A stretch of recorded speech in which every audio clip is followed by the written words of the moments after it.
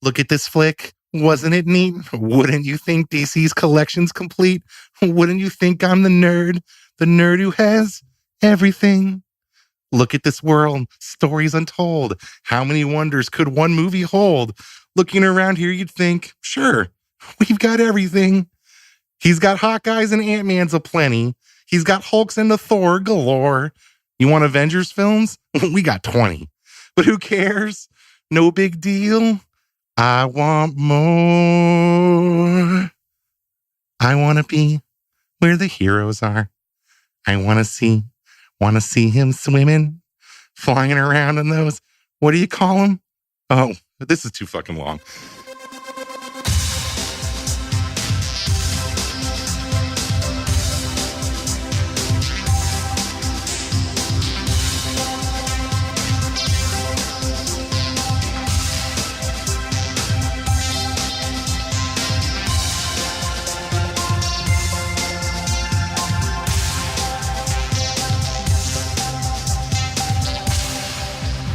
Aquaman, what a mighty fish, man. Man. No? Yeah, no, no, I get it. yeah. Yeah. Well, short intro. Welcome back to the Hateful Geeks. We're coming to you live from under the sea. Yes. I'm one of your many hosts, Phil. And this is the Sweeney Man. I'm Andy. And this is Tim. And this week we're going to be talking about Aquaman. With the appropriate extension of the microphone from Tim. Good. I hope that's caught. For those of you who are not aware, over the holiday season, Mr. Jason Momoa, better known to you as Khal Drogo, has finally had his premiere for his DC Cinematic Universe film, Aquaman. Yes. We finally got the origin story before.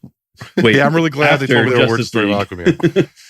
So it obviously, I mean, once again, DC is continuing with their, we made our ensemble film first, and now everyone gets the solo film equation, which has been working so well for them. And how? Yes, indubitably. So this film, obviously a lot of us are big DC fanboys. But DC has been, it's hurt us in the past. This was DC's most recent attempt to try to win us back. We're like, I promise I won't do it again. Just come back, baby. It'll be all good. Yeah. They played to their fan base on this one, which is good because they needed to. But I mean, so it wasn't bad. So are we, can we just, let's just do like a quick roundabout on this table real quick. I was super fucking psyched when I walked out of this fucking theater. I loved Aquaman. It's in my top 3 of the DC Cinematic Universe. Yeah, I mean, I didn't know what to expect walking in. And when I walked out, I was like, nice. All right. Because it wasn't quite Wonder Woman, right? But it wasn't like, sorry. It wasn't quite, anything else that they put out so far. So it was, it'll never be Man of Steel. But Andy, what was your just quick hot take on the whole film? I liked it. I didn't hate it. I didn't love it. I liked it. I enjoyed most of it. There was only a few issues that pulled me out of it, but other than that, so we could just kick off, because one of my issues is the very beginning. Hot take. I want to hear Tim's hot take before. I mean, I don't really have a hot take because I went in with lowered expectations, and I was pleasantly surprised. I had a couple, like Andy said, I had a couple issues here and there, but visually, this movie's amazing. Yeah, I saw it in IMAX 3D, which I do not regret. Actually, it was like Tron and fucking those bad parts of episode 1 had a beautiful, sexy baby. No, literally, it was Tron. Did you hear the music? Yeah, it was Tron and Little Mermaid. It was bam, it's here's the underwater kingdom of Atlantis. And there goes Sebastian with fucking neon lights, and there's Daft Punk swimming by. What the fuck is happening? I felt like I was tripping balls just watching this movie. It was just gorgeous. It was. But the first 40 minutes of the film, I was like, am I being trolled right now? Or what's happening? So that's where I have two issues. Jango Fett and Nicole Kidman are getting together and they're having Arthur. Not one time did I feel any chemistry between them. Like, I didn't feel that connection that it felt like it was phoned in a little bit. So you needed a more fleshed out love story between Atlanta and Django Fett? It's hard to explain, but sometimes like actors on screen, like you don't question for a moment that they're in love. And I didn't feel it. You don't question for a moment that they bone. No, like so I'm just like, I think here's what Andy's trying to say. Okay, there was no chemistry.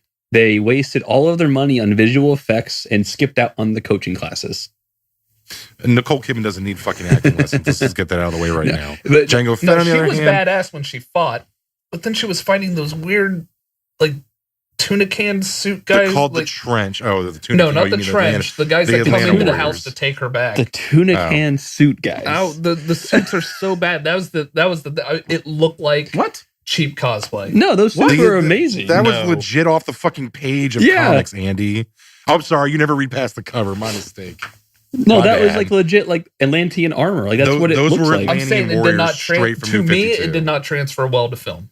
Well, I don't give a shit because it was literally off the page. They were identical, and that's where one of my positives comes in. Is they did. This is where Warner's. It felt like they finally accepted the weirdness.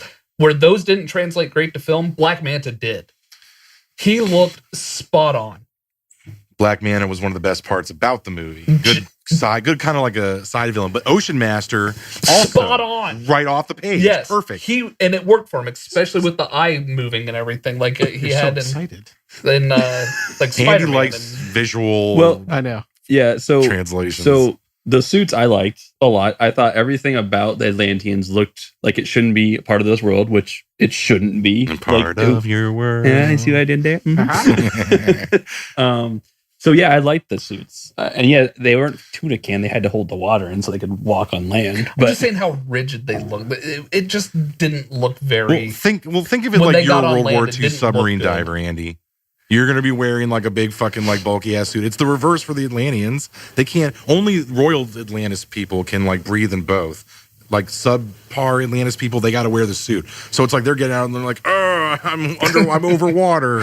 Like, glove, don't get the bends. Yeah. Like, you've heard the phrase "a fish out of water." Yes. Yeah. Do you try to fight somebody in a fucking scuba gear? They're just gear? so I'd love advanced. to see I thought for sure they would have something by now to where they could like bend their legs and just.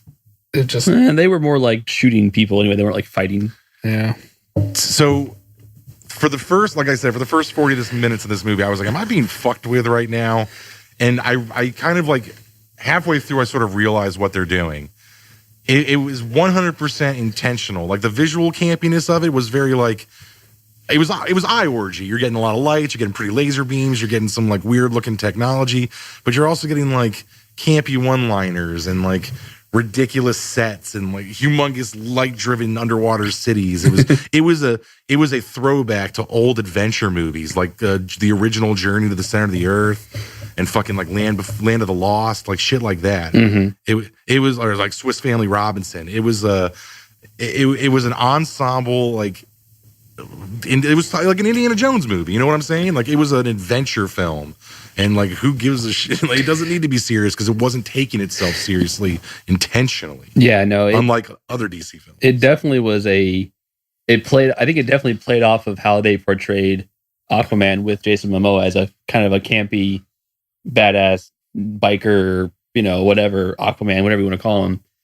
I mean, even in the bar, like one of the first scenes, you think like he's going to get beat up. They ask for a selfie and they like drink together all night and all this stuff. So it's like they knew they needed to make a lighthearted film after what they've been giving us to allow the DC fans to just have a moment of like squee, like yay, like instead of like let's make it our own and do our own twist on it and make it bad. Not everything has to be dark and depressing. Right. I think James Wan really like understood the aesthetic of this film. I mean, granted, there was like 6 times my wife and I looked at each other. We were like, "Is this fucking Little Mermaid? This is fucking Little Mermaid. It really is." And fucking like Ariel shows up like to say hi to his dad and him at the bar. I mean, Mira. Sorry, not Ariel. Mira. I got all these redheaded mer people like confused after a few minutes. They didn't have flippers. Really. She used a fork. She ate the rose. Yeah, there was a lot of yuck look. It was though, but it was done in taste. I mean, and on top of that, that was granted, yes, shit ton of Little Mermaid shit all over the place, kind of making fun of the Little Mermaid a little bit. I feel Tron aesthetically had a huge hand in this. James Wan obviously loves his light cycles, yes, and fluorescent lighting. That shit was crazy. But another heavy-handed like thing that played a big role in this movie was H.P. Lovecraft. yes. If you paying very close attention to the beginning of the film when they're showing the snow globe in the living room of Jango Fett, it slowly pans down and it's resting on top of a copy of the Dunwich Horror by H.P. Lovecraft, which is a series of short stories, one of which includes The Shadows over Innsmouth, which is about mer people banging like a New England town and generations of fish people and Cthulhu worshippers. Thing about Howard Philip Lovecraft, though, is that he was a massive xenophobe and a huge racist. So he took like a lot of his writing was at the time when we were starting to discover the galaxy and the universe and how like, you know, small we were in the aspect of it. And that like he made horrors out of that. So you've got like Cthulhu and Shub-Niggurath and all the other like elder gods of Lovecraft. They're like larger than life, too big to recognize or you're going to go insane type of shit, right? Right. So that stuff's like all throughout Aquaman. You're seeing all kinds of like giant monsters, underwater horrors, the trench. Yeah. Like that is a massive like to H.P. Lovecraft. Like the one thing I did notice too, like Aquaman, Ocean Master, they gave him a very like dictator vibe. I mean, like he was very like, we are the more powerful, pure blood race. And he was blonde and blue-eyed. So, you know, not saying anything, but like he had a really big... That is a good illusion. That's a good point. The Orm, Ocean Master, was obviously like, the Atlanteans are the superior of the underwater races. You're all going to come underneath my boot, and we're going to take over the surface world. And here you have Aquaman, Arthur Curry, very much the product of a mixed relationship. Right. Like Atlantean and human... And obviously that is very being frowned upon here. Yes. And that was a lot of H.P. Lovecraft's work as well. Like he would take like these mixed joinings and be like, it is evil and it is bad because he was a fucking racist. Right. He was the 30s and shit and he was a monster.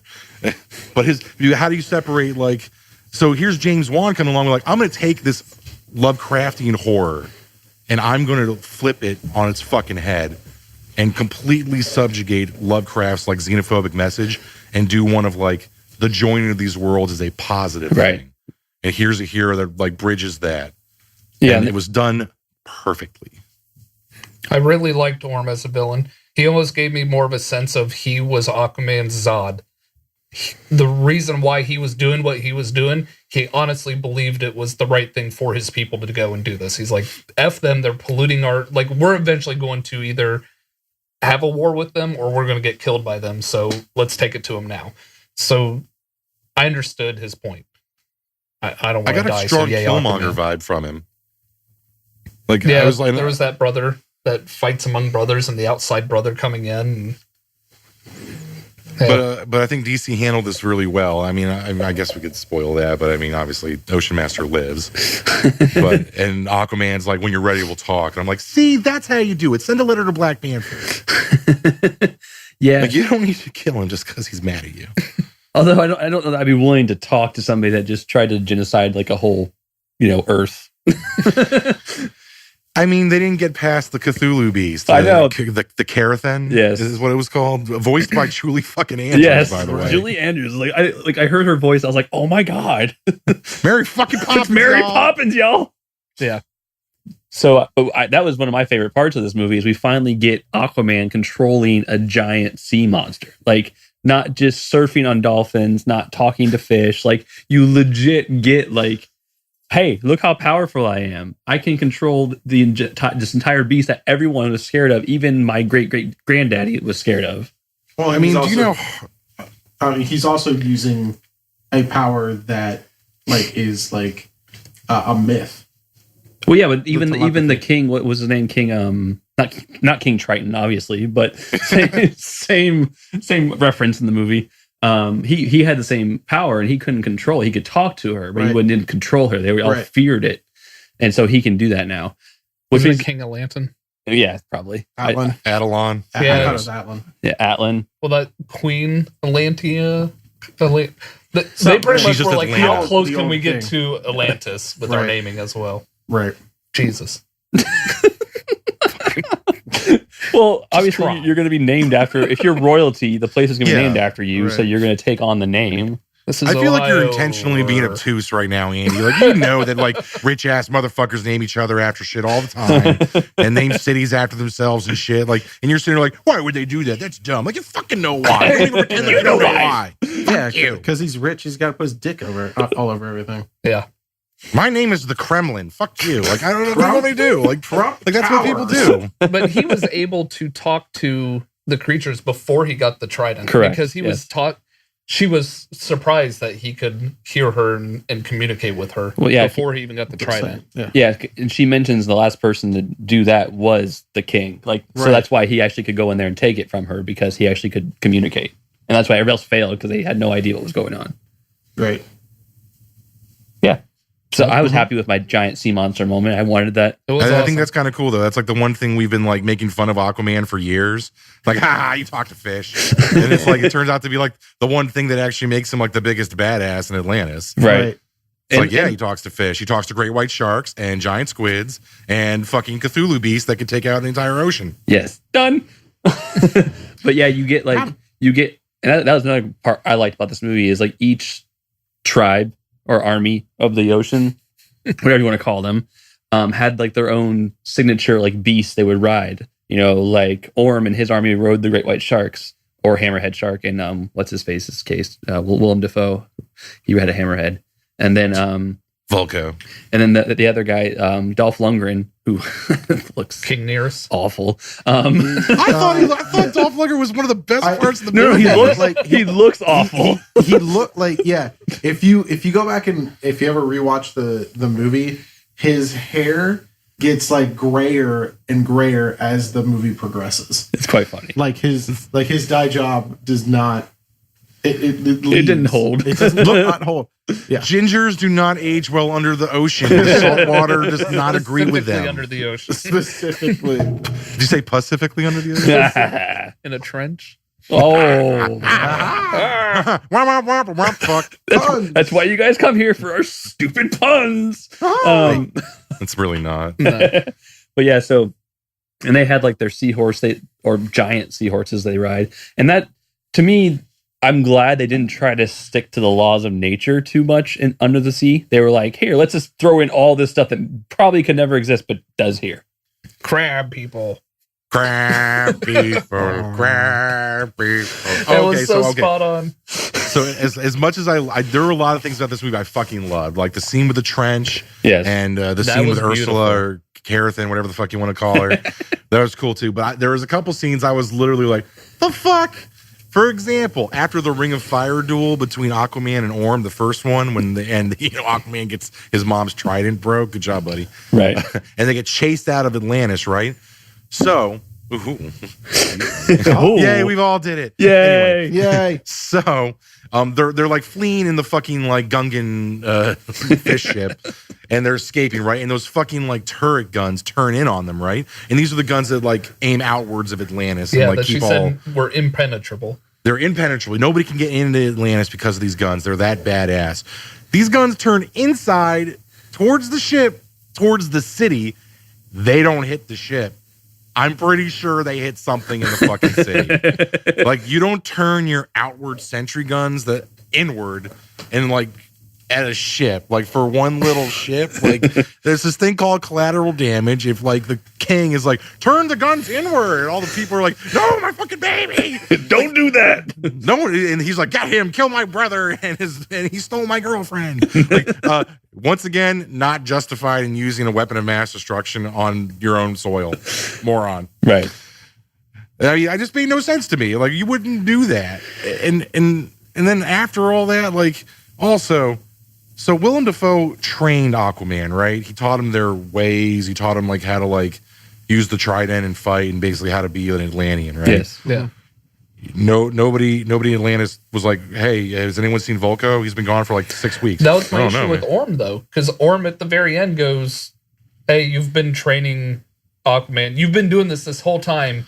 Don't tell me you're lying. He goes, no, I'm not. And he was like, I know. So I'm like, you mean to tell me you've just been letting it happen too? Well, yeah, there was never the scene of like Volko being found out or like who sent Volko. When did he find out? Like, I imagine Volko probably was sent by their mom, but like there was no scene of like your mom. Like there was no scene of how Volko was discovered. Like that's a little bit of a plot hole. Yeah.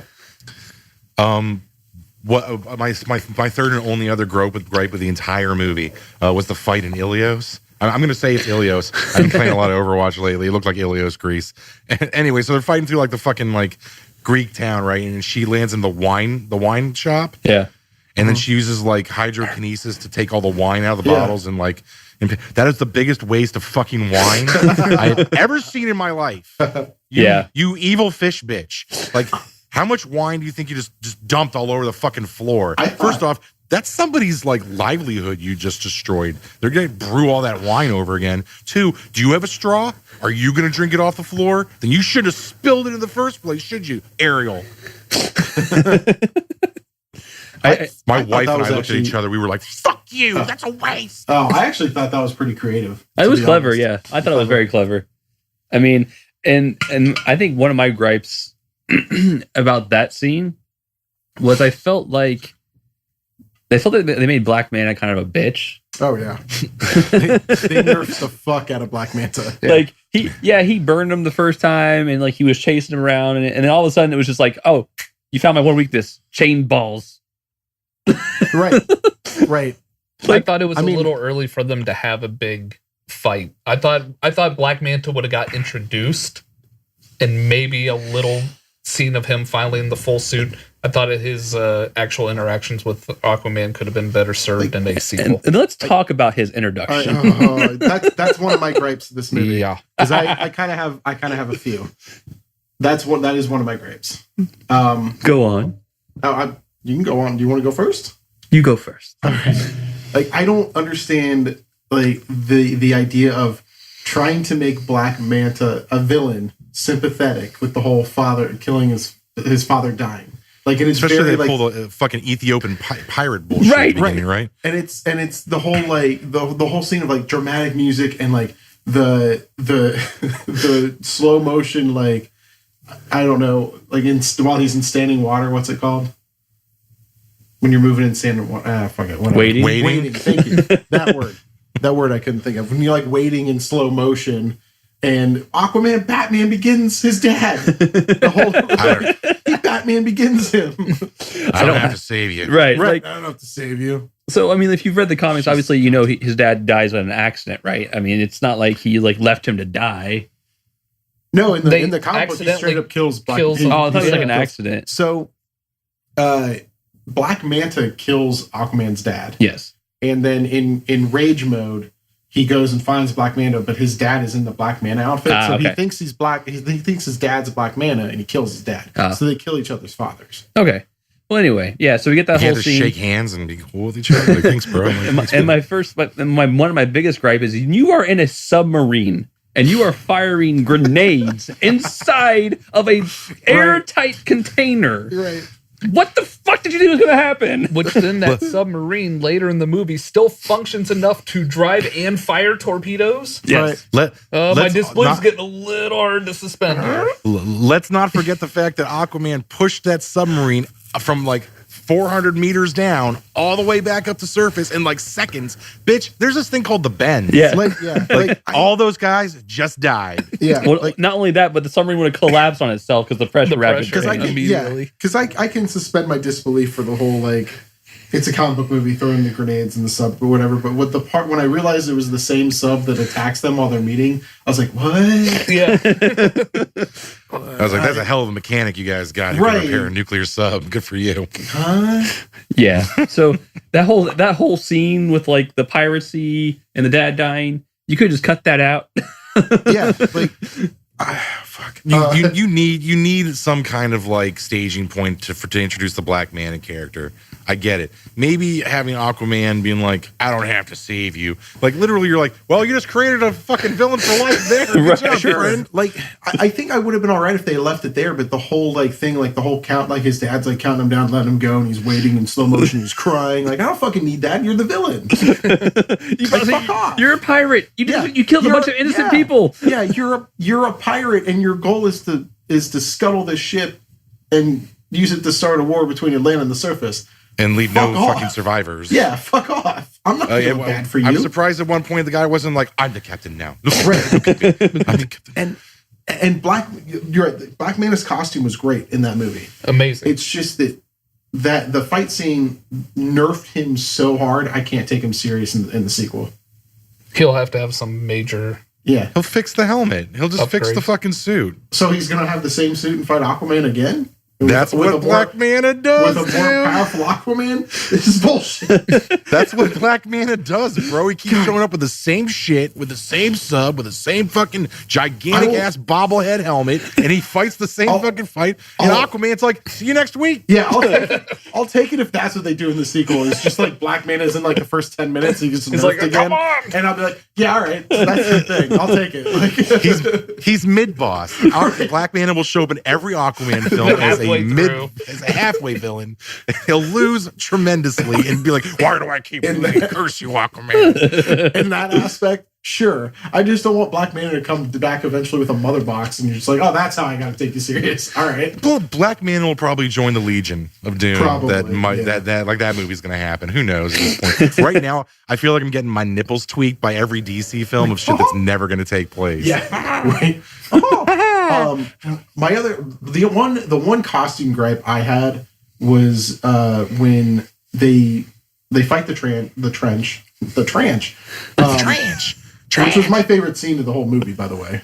Like the underwater view, with the flare coming down, and that is the best visual. That was awesome for me. But when Nicole Kidman saves Mara and she's wearing the crab people outfit, and she takes the hands and the helmet off. And it just looks like it's Nicole Kidman doing Predator cosplay. She's got the dreads. She's got bones. It's like, what? Like, what are you doing? Not to mention in a weird teleportation world to the core of the Earth where there's still dinosaurs. I don't know. Sunlight, sure. And sunlight. Like coming from crystals, I get it. But like I said before, once again, this is like an homage to old school like adventure films. Yeah, like during the Earth. I get it. So much disbelief you could suspend. No, I like the film. Let's talk about like reasonable suspension of disbelief, gentlemen, before we keep talking about this. There is suspension of disbelief and then reasonable suspension of disbelief. The submarine shit, 100%, that's normal. That's going to exist no matter what. It's just that they fucked up. Yeah. Right. Yeah. But this is also a film about fucking fish people and superpowers and gigantic cities underneath the water. You can't let Pocket World go. It was just that moment when they came up and it said on the screen, core of the Earth, and I went, come on. Fuck you. It's the core of the Earth of the DC world. I didn't mind it say core of the Earth. I'm okay with that. Core of the Earth, fine, cool, whatever. But I kept thinking like, well, you didn't have to put dinosaurs and you didn't have to make all these crystals. You could have just said core of the Earth. Let me explain something to you. In every film ever, if you create a pocket, quote unquote, it's called the Savage Land equation. Yes. If you have a Savage Land somewhere in your universe, there are motherfucking dinosaurs there, Sweeney. But we don't even see cool dinosaurs. There's little guys running around. You don't get to see cool dinosaurs. This isn't Jurassic World 3 yet. This is fucking Aquaman's world. You got to see a couple shitty little dinosaurs, and then you got to see fucking what is pretty much Cthulhu and Ursula's sex baby. Yeah. Which is You're awesome. welcome. I like that part. Right. Like, imagine that scene, but like without the dialogue. Like how frightening that would have fucking been for anybody who shows up for the Trident, and they don't even get to have a conversation with her. She just literally just curve stomps their asses right then and there. Yes. Like this was. Back to the Lovecraft shit. I love that kind of like gigantic monster demon stuff. Like in Aquaman, like James Wan taking Aquaman's underwater mythos and then like marrying it so well with this already really appreciated fan base was really smart play. It was smart. Yeah. It gave you people what they wanted, really. I mean, short of him actually getting Cthulhu Right. himself. Right. It was pretty close to what I wanted from Aquaman. Right, exactly. Which then brings me to my next point, which I think this is just the only reason it bothers me is because they decided to go out of order and make their group movie first, right? Right. So you're telling me that Aquaman did not have his trident or the real trident, but yet he still fought against like Steppenwolf and everybody. This is after Steppenwolf. This takes place after. I know. Justice That's what I'm saying. League. He didn't have the real trident yet. He wasn't full Aquaman. Yeah, he was using his mom's trident in Justice League. Yeah, he was shitty Aquaman at Yeah. that point. we talked about this coming out of the theater, and I remember you saying that it was hard to believe that Scrub Aquaman beat Steppenwolf, and I was like, yeah, you're right. And then afterwards I'll go, did he really though? Superman beat it. Like, Yeah. Aquaman did not beat Steppenwolf. But Superman was like the Deus Ex Machina of that entire fucking movie. But really, he had. In that stood his movie, ground. no, in that movie, he had a 3-pronged trident, which his mom's was actually a 6-pronged trident, and this one, he you know what I mean. So like, it was just like the 5, sorry, which is not a trident anymore, a quintrent. It's a giant fork. Big fork. So Until it's a trident, it's a giant spork. yeah, so and that's just one of those things where they could have avoided that by making this movie before they did their ensemble. Believe me, I get it. I mean, somebody at DC in a fucking room full of like a bunch of like bald-headed white rich men was like, let me tell you what, let's just do the opposite of what Marvel did. And someone went, brilliant, yeah, we will do this. So they're like, let's come out with Justice League first, and then everyone gets their own film, like, and we'll see how we do. Like, nope. Yeah, that works for hardcore fans, doesn't work for bringing in the layman. That's actually a really good Scott Snyder impression. Or Zack Snyder, I'm sorry. Thank you. Ruined my own joke. I mean, I'm with you though. Like, once again, DC is suffering from all of their solo films coming after the fact and people being burned by what essentially was just a bad kickoff. I mean, except for Man of Steel, which is why Man of Steel is so good. It actually took place when it should have. It's the fucking Iron Man of the DC universe. Yeah, they did that one right. And Wonder Woman was great too, even though it took place. But once again, good director. Warner Brothers didn't get in the fucking way. Right. Yeah. Warner Brothers gave James Wan a lot of fucking rope for Aquaman. He basically told them, like, let me put this on my back and I'll show you how we can do this right. Right. And compared to Dawn of Justice, compared to fucking Justice League, this is a superior DC film. Absolutely. And the box office is starting to show it because it's going to be the highest grossing DC movie since Dark Knight Rises. It's going to outgross Man of Steel. It's going to outgross Wonder Woman.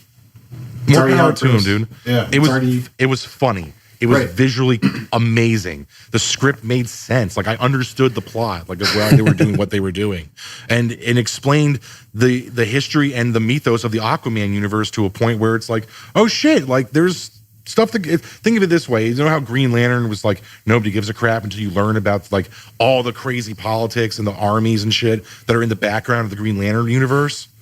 Like, it's the same thing for Aquaman. Like, people are like, oh, it's some dude wears green underpants and talks to fish. Like, no, there's like underwater politics and like factions, and he's like balancing it all. And by the way, he's the fucking underwater chosen one, apparently. He's like, King Arthur.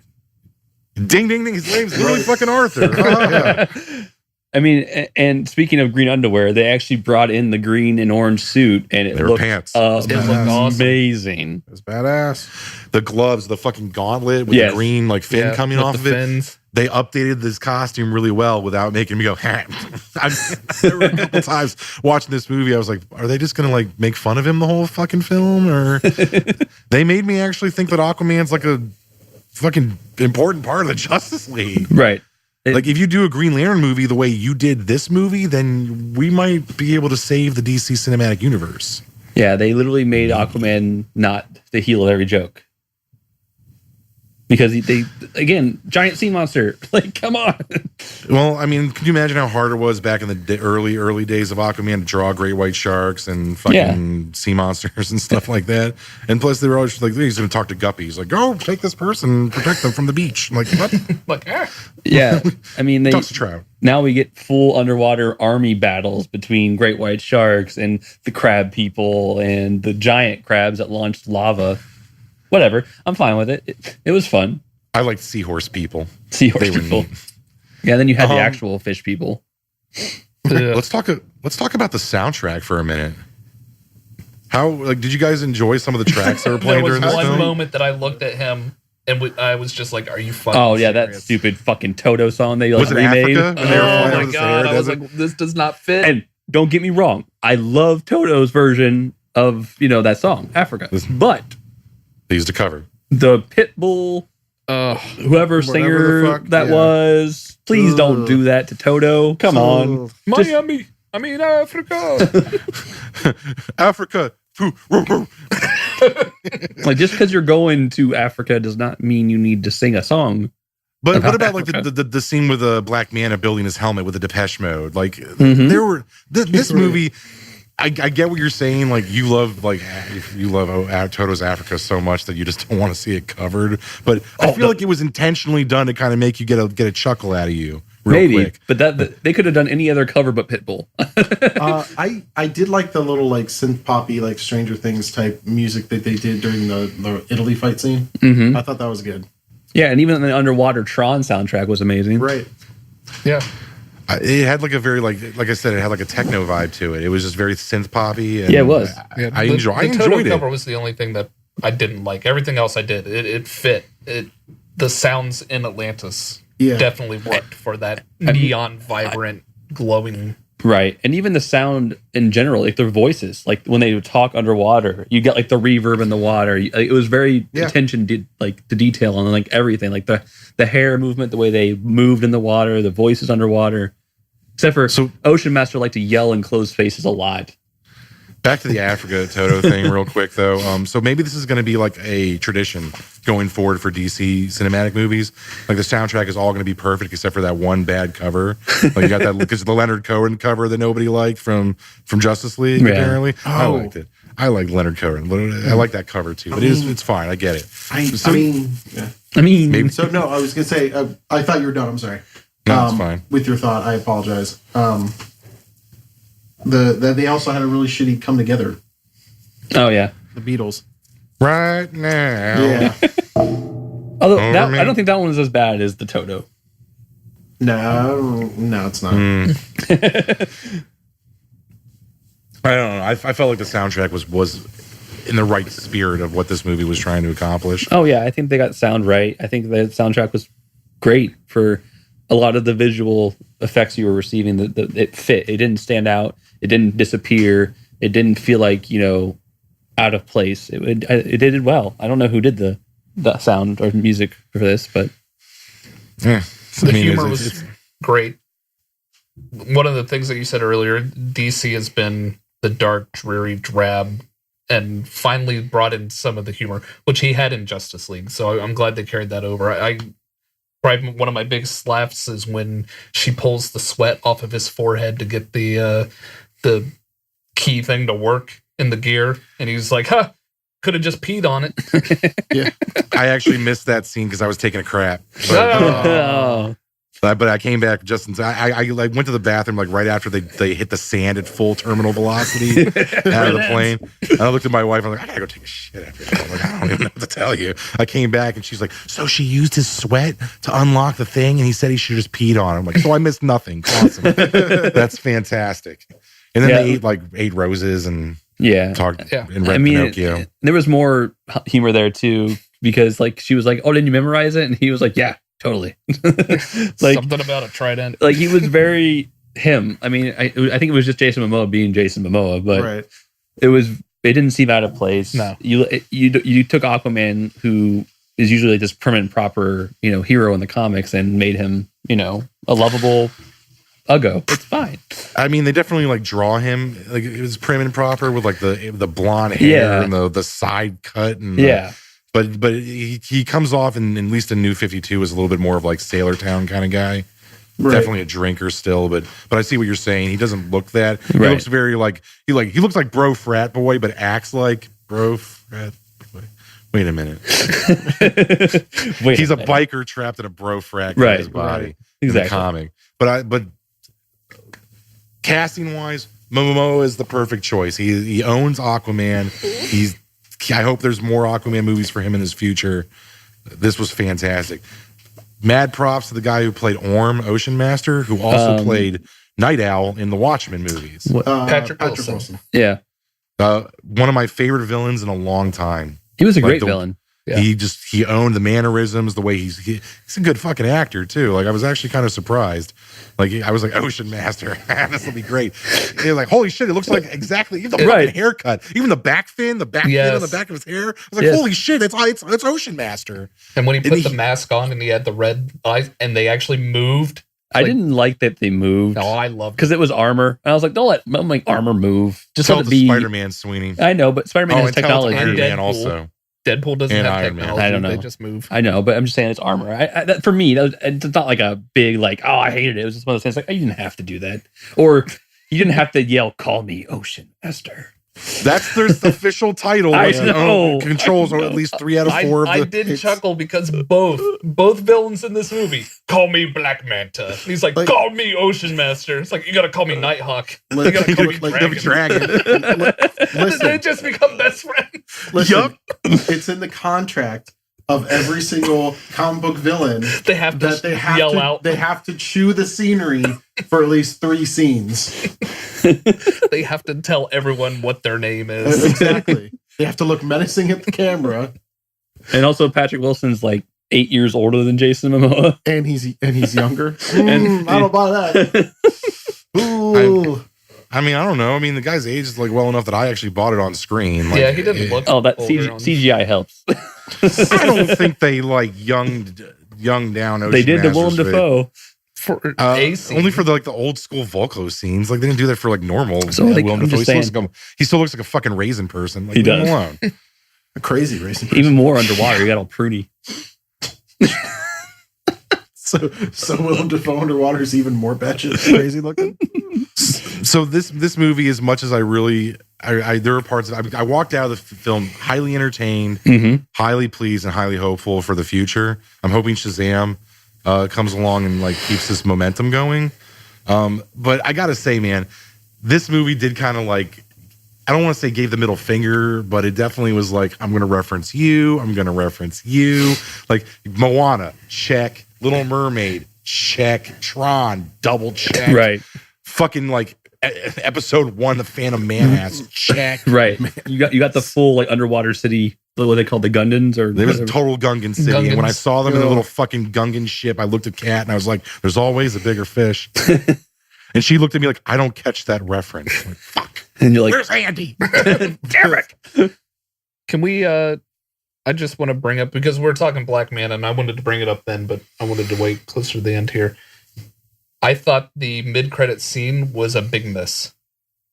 What do you mean? Big miss. So Black Manta floating, he survives. Which somehow that should have killed him. He's floating, it looks like, on a door of the building. And a boat pulls up and rescues him. Sure. And I'm sitting here going, holy shit, the yacht that Lex is on, that Deathstroke comes on, is going to pull up and they're going to pull Black Man on it. I thought that It's too. like goddamn scientists. I'm like, fuck, guys, right there. Legion of Doom. Like, just start compiling your roster. I think that I was with you. I was like, I looked at Cam like, holy fuck, are we about to see like Lex and like fucking Deathstroke? Yeah. Is this happening? And like, no. And I agree with you. A huge missed opportunity. If they start doing every mid credits, end credit scene of as like building the Doom, building the Legion of Doom, yes. then yeah, phase 2. Fuck yeah, I'll watch that shit. Right? But they did. But you're right. They didn't. They had to throw in like the Dr. Zim or whatever. And I the fuck like his name him. is. I like the Doctor. Shin. Like I didn't have any Shin. issue with the Doctor. I just thought there was a better choice of It's him getting picked out of the ocean. Right. It's just set up for 2. Yeah. I mean, I'm sure Jesse Eisenberg and Mangiano. I can't remember his fucking name. He's a Guy magic plays Mike. Deathstroke. Joe Manja the Yellow. Joe Mangiato, fuzzy chest. Joe whatever. Joe Gelato. I was in True Blood, whatever your name is, bro. And, no, I'm sure they were busy or had side projects they were taking. Blue. They could get on a yacht in a costume for a day. Oh, yeah, I was gonna say that's a day's worth of filming. I agree with you. That could have been a big setup. But then again, have you guys actually heard anything about a Legion of Doom film? No. Exactly. No. It's probably something somebody was like, this could be fun. And then DC, I assume Warner that Brothers was what like, they were going to go with for another Justice League before Darkseid finally comes in a third. But You mean like I don't even Infinity see this War? going They're rebooting soon. They don't. Yeah, they don't. The know, writing's on the wall. They don't know what they're doing past Wonder Woman 87 or whatever. 84. Fuck year, 84. Yeah, whatever fuck year it is. Well, I mean, they've squashed the rumors. Henry Cavill is still on for Superman. That's still happening. Batman, on the other hand, is the Affleck's probably out. Yeah, but Henry Cavill is not. He's not off. He's not lost contract. He's not. He just doesn't have it. They just don't have a movie for him. Yeah, there's still a rumor that he has a cameo in Shazam, which would be sweet. I would prefer a Man of Steel 2. I think it's time. We need a Brainiac fight. You owe us. you should do this now. I got Zod. Zod's awesome. I don't need to see him fight Lex. I saw that in fucking Dawn of Justice. Right. Just I need Brainiac. And you know what? It fits that fucking mold, bro. Giant robot, army of underlings, Superman fight. Yeah. It writes itself. It's fucking Avengers 1 and 2. I got this. I mean, Brainiac would be awesome, but we'll get Mixel Pitlick.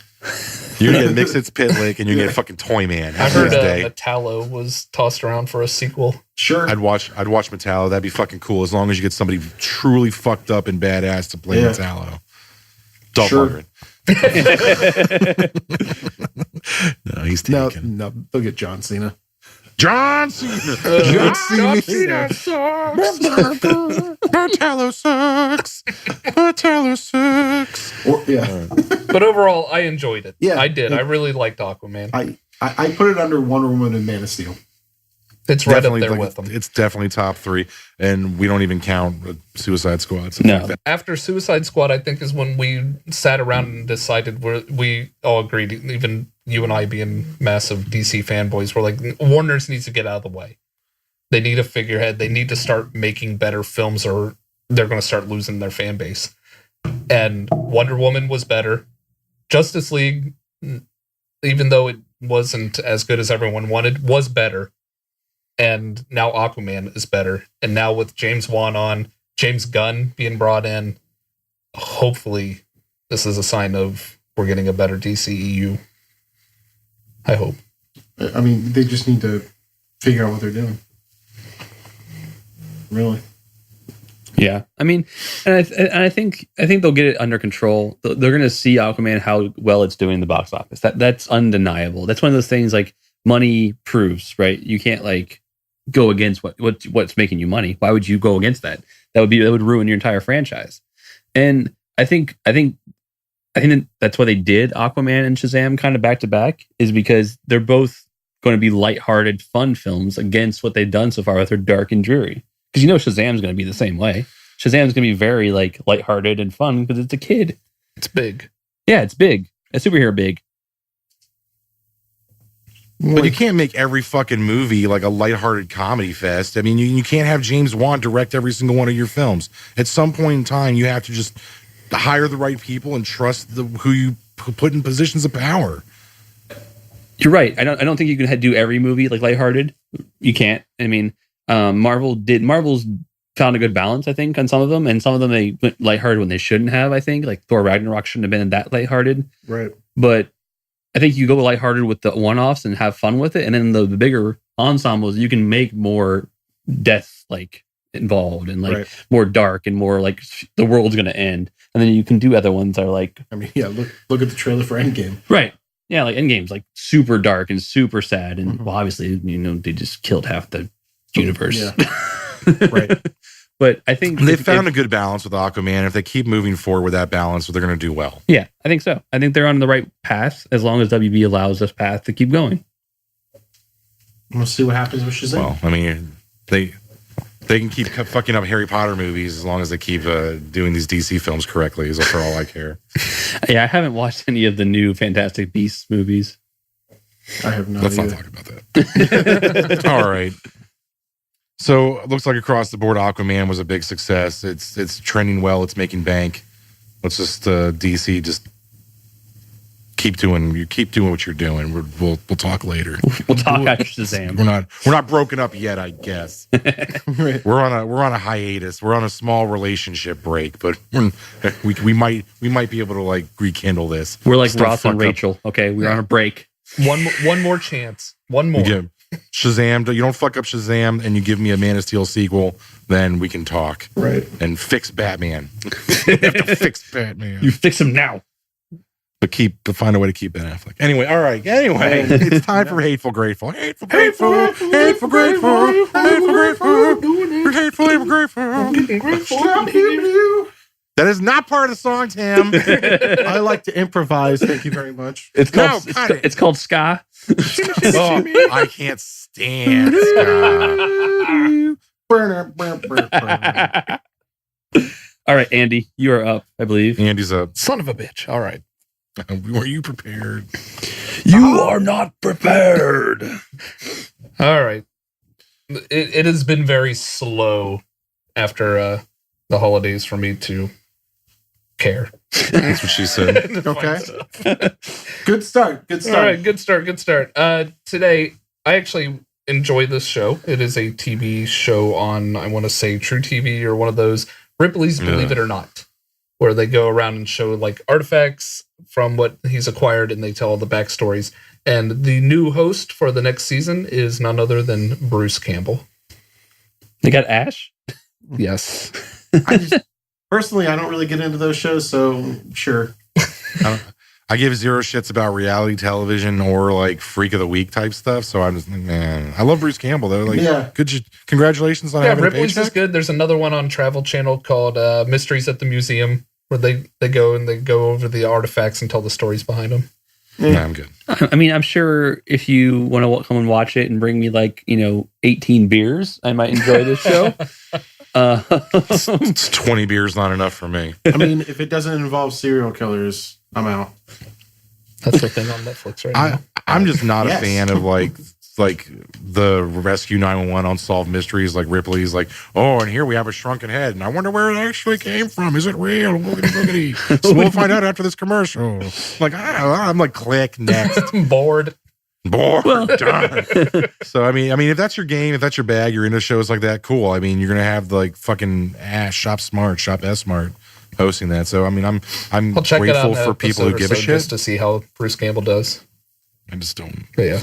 Bruce Campbell, good job. This race. Yeah, I mean, Bruce Campbell has to eat. Rogue One is getting a spin-off series on the Star Wars portion of Disney Plus, and it is called Cassian Andor, following Cassian Andor. And I need you to be a little more enthused. Cassian Andor. And they will start filming or production this fall, not until the fall. Fucking Bill Stein over here. So I'm assuming this is before Rogue One. They've dug his skeleton fragments out of the dust. So let me get this straight. Star Wars. Star Wars has this massive sandbox. So you've got this like practically infinite universe to play with, and you're gonna give me the fucking story of a 2-bit character I gave zero shits about in fucking Rogue One, which wasn't good. I don't care who you are, whoever you're listening to. Rogue One was a bad fucking movie. You're gonna give Cassian Andor his own fucking like prequel. So not only do I already know what happens to the people in Rogue One, but now I already know what happens to this asshole, and I somehow have to give a shit about his backstory. Yes. Which you didn't give me in the movie. Correct. Hateful as motherfucker. Hateful. Your mum, Lucas. Yeah. Your mum. Fuck you. Yeah, I mean, it just kind of goes back to like, I don't care. Yeah. I mean, I'll watch anything Star Wars because it's Star Wars. Yeah. So I'm sure I'll watch it. Well, I might not, because I have to pay for Disney Plus. I'll watch The Mandalorian. Yeah. This is a fucking pointless fucking story. Nobody cares about Cassian fucking Andor. He's a pilot. I don't right? care. That's like his story. He's a pilot. He's a rebel soldier ex-pirate. He's a poor man's Han Solo. Thank you. He's a fucking Diet Coke Han Solo. Yeah, I don't care. Next. Exactly. Somebody out there apparently cared enough that. I don't know who he blew behind scenes to get this fucking role or get this greenlit, but this does not need to happen. Star Wars, like, You are making mistakes. We do not need all this side shit. You're ruining Star Wars. You're making us Trek. That's what you're doing. You're making us Trek. But like you said, Mandalorian, I'll watch that. Yeah, I'll because show that up is Mandalorian. new characters. Yeah. With a little of the old thrown in, but it's new characters, new stories, new parts of the universe. Shit we don't know. Like, dude dies on a beach, gets blown up. Don't care. Didn't care why I watched him die. Anybody got any s'mores? Where's my Dak TV series? I want to know more about Dak. Tell me about Dak. Goddamn Porkins. What was he eating before he got on the Yeah, where did Porkins become obese in space? Right? I am curious about that storyline. You're too low. You're too low. Goddamn spaceship can get you up. All right. There's no gravity and he's too fat for it. Fucking Come on, Star Wars, Porkins. dude. I'm pretty sure they just hate us. They hate their own. This is what happens for all you fucking assholes who went out there and hated on Last Jedi because it was too different. And now this is what you know what you're doing. You're getting more of the same. I blame you. Cassian Andor. Cassian, no thanks. Jesus. All right. Yeah. Last one. And the final one, I know we're going to discuss this a lot. By the way, we are recording this. It is July. Whoa. July. Time jump. It is Bitch, got a time January machine. 2nd, What? 2019. What is your world right now? Mids. Okay. So we are in a new year, and this new year is ushering in some big stuff. But I think the biggest thing that we will probably all discuss a lot is the final season of Game of Thrones. Yes. Are you hateful or grateful that this series is ending this year? I am super hateful because Game of Thrones should never end, but I can't wait to see it. I mean, I fucking love Thrones. I'm a huge Thrones fan. Yeah. So I'm. Do I want to take George R.R. Martin out into the fucking street and beat him with reeds until he finishes his novel? Yeah, I do. Because apparently I already know what happens in the book that I've waited 10 years to read. Because I saw it last season. No, I'm grateful for the season because I want to watch more Game of Thrones. Obviously, everybody wants to watch more Games of Thrones. It's nothing new to anybody. I am not hateful that it's ending because every good thing has to end. Like you can't just keep going on and on, and that's what happens to a lot of good series is they keep going on. The Walking Dead, Simpsons. Like you have Simpsons to have a did it. good finish point. So I'm okay with it ending, right? Plus, you know they're gonna do spin-off series out the ass. They're gonna find a way to. They're Fine. talking about a That's already- prequel. a They're prequel's doing underway. it. Yeah, they're going to find ways to do all that stuff. So, but the main plot storyline, yes, it needs to end. Is the prequel they've been discussing, is it going to be the War of the Usurper, or is this going to be like ancient Westeros, like early Targaryens? I think it's like ancient Westeros. Yeah. Damn, I was think kind of they hoping for... I think they said it's like thousands of years. Yeah, I think they're trying to get away from what we know right now. Damn, I would have really liked to have seen the War of the Usurper. That would have been fucking sweet. Like, you have Rhaegar Targaryen, Right. and like young Ned Stark.